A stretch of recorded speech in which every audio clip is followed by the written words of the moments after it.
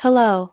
Today is Wednesday, August 26, 2026. Here is your daily signal. According to Fortune, President Donald Trump is considering a new 7.5% tariff on Chinese imports to penalize Beijing for its flood of underpriced goods. Tariffs imposed by the Trump administration have significantly affected U.S.-China relations and global trade dynamics since their implementation in 2018, with the measures targeting what the U.S. describes as unfair Chinese trade practices, intellectual property concerns, and efforts to reduce the U.S. trade deficit.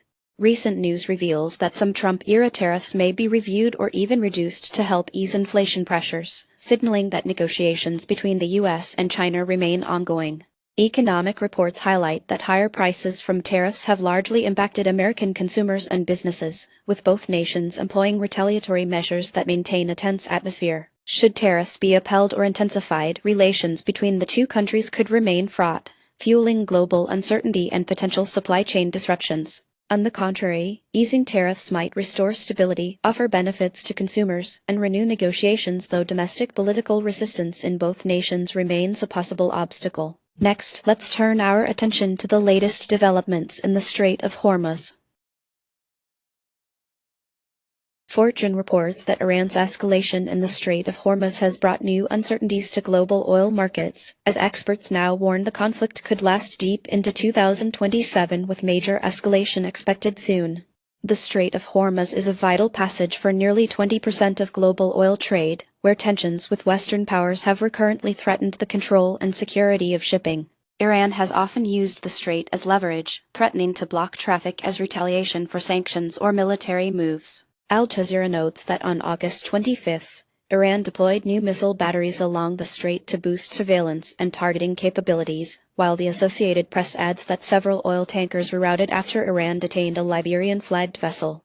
Reuters confirms that Brent crude surged above $93 per barrel after Iranian escalation fears disturbed normal shipping routes. In the short term, oil prices may stay highly volatile, especially if tanker disruptions intensify. Over time, nations are likely to diversify supply routes and bolster strategic reserves to mitigate reliance on the Strait of Hormuz. Continued escalation could trigger broader military or diplomatic confrontations involving Gulf states, the U.S., and Iran. Switching gears, let's examine results from the IVO Quantum Drive orbital test. Next Big Future reviews the IVO Quantum Drive, investigating whether its ambitious orbital test produced a measurable thrust in space or simply left the scientific community with an unresolved anomaly. The IVO Quantum Drive is a new technology promising thrust without expelling propellant, a claim tested first in laboratory settings and most recently aboard a CubeSat platform in Earth's orbit. The test's evaluation centers on thrust measurement accuracy, careful instrument calibration, and tracking orbital changes to verify results. Innoveering IVO Limited, led by CEO Richard Mansell, drives the Quantum Drive's development. SpaceX supported the test by launching the CubeSat, while academic reviewers helped oversee experimental rigor. According to Space News, IVO Limited. Press release indicated preliminary results showing measurable thrust, but the register raised questions about test controls and potential interference. If independent verification holds, the Quantum Drive could revolutionize space propulsion, extending missions for small satellites and stimulating fresh investment in propellantless technology. However, skepticism has led to calls for rigorous follow-up studies and transparency with raw test data. In the medium term, clear confirmation of the drive's effectiveness may prompt regulatory oversight and transform the pace of innovation in space travel. Now, onto the markets.